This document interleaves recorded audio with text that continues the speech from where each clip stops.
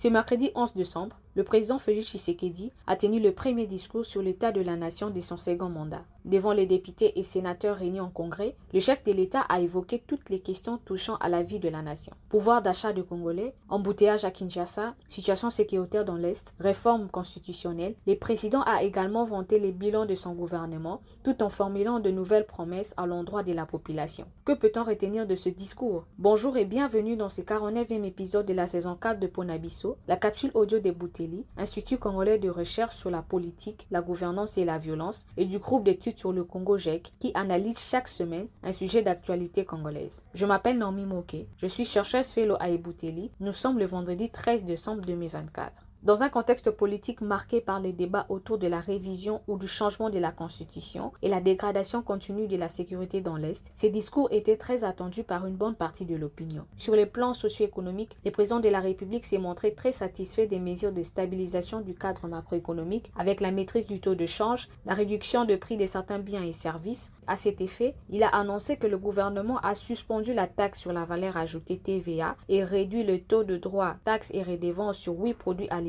de première nécessité. Cette mesure demeure cependant conjoncturelle car elle est fréquemment décrétée à l'approche des festivités de fin d'année. C'est pourquoi le président a insisté sur la nécessité de maintenir à 11% la part allouée à l'agriculture dans le prochain budget. Une telle mesure permettrait au pays, si les fonds prévus sont effectivement décaissés, d'exploiter ses nombreuses terres arables et de réduire progressivement sa dépendance alimentaire vis-à-vis de l'étranger. Les efforts déployés pour l'identification biométrique des agents de l'État et la rationalisation des cadres organiques ont été également salués par les présidents. Toutefois, Félix Tshisekedi a rappelé que la prochaine phase devait être la mise en place d'une politique salariale équitable et juste pour combattre les inégalités de traitement entre les agents. Dans le domaine de la santé, le président a noté la poursuite de la mise en œuvre de la couverture santé universelle. Cette mesure a permis, selon lui, à plus de 1,3 million de femmes de bénéficier de ce service. Déjà effectif dans 13 provinces, l'accouchement gratuit s'étendra dans les restes des provinces du pays au courant de l'année 2025, a-t-il promis.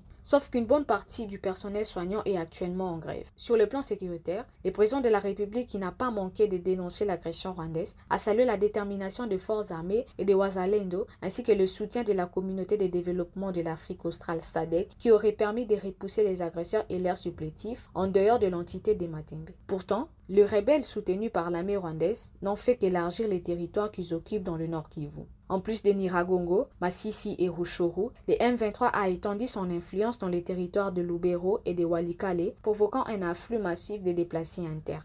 S'agissant de la réforme constitutionnelle, le président de la République a adopté une posture plus modérée que lors de ses dernières allocutions. S'appuyant sur les retards enregistrés pour la nomination de la première ministre, il a annoncé qu'il était peut-être temps d'engager une réflexion nationale sur une réforme constitutionnelle afin d'éliminer les failles qui ralentissent le fonctionnement de notre appareil étatique. La fermeté qui caractérisait ses déclarations précédentes à ce sujet ces dernières semaines semble avoir cédé la place à une approche plus apaisée. On pourrait être tenté de penser que le président Tshisekedi ne considère plus la réforme constitutionnelle comme une question de vie ou de mort, comme l'a également souligné Vital Kamerhe, le président de l'Assemblée nationale, 48 heures avant la tenue de ses congrès. Le président de la République a d'ailleurs écarté certains argumentaires polémiques avancés lors de ses meetings pour justifier le besoin de cette réforme. Les termes tels que constitution des étrangers rédigés à l'étranger ou constitution des belligérants n'ont pas été évoqués.